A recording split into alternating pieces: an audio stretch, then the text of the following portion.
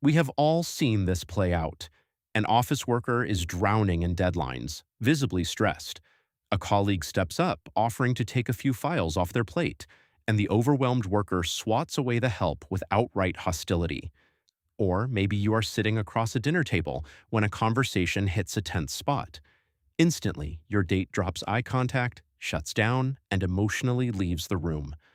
Then there is the friend who refuses to let anyone else plan a group trip, insisting on dictating the itinerary down to the minute.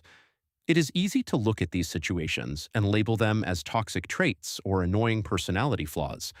Look closely at these actions, however, and they share a specific logic. These are behavioral echoes. To understand them, we have to trace the behavior all the way back to the environment where it was first built. Long before we navigate office politics or romantic relationships, we learn the first rules of human connection. The frustrating conflicts we experience as adults are often replays of a child figuring out how to survive. Step inside any classroom. Children are here to learn reading and math, but there is a hidden curriculum running beneath the surface. They are learning what it takes to stay emotionally safe. Consider a student sitting at a desk, staring down at a blank worksheet, clearly struggling. The teacher notices and kneels to offer guidance. Instead of accepting the help, the student instantly covers the paper and snaps, "I already finished." This flowchart shows how an avoider processes connection.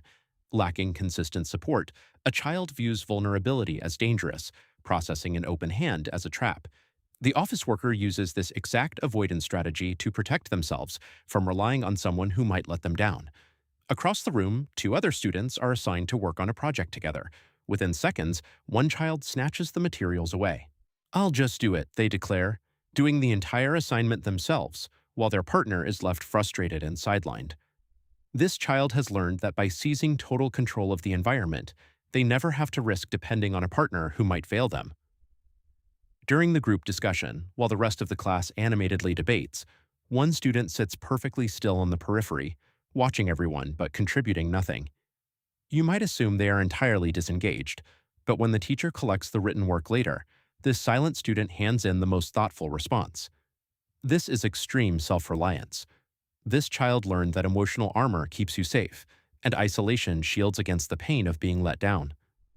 Controlling, avoiding, and isolating are invisible blueprints for emotional survival. They work so well in childhood that they follow us directly into our adult lives. If our relationship blueprints were drafted for childhood survival, are we stuck with them? Back in the classroom, the teacher sits beside the self-reliant student. Instead of demanding participation, the teacher gently encourages them to share an idea, applying zero pressure and showing complete patience. Slowly, the student's posture softens, the tension leaves their shoulders, and they tentatively raise their hand to speak. Over months and years of repeated safety, the brain action. As trust is rewarded, these pathways solidify. Old defensive echoes fade, replaced by a new blueprint for secure connection. Human behavior is never random. It is an echo of a past need for safety. Recognizing where those echoes come from is the first step to finally changing them.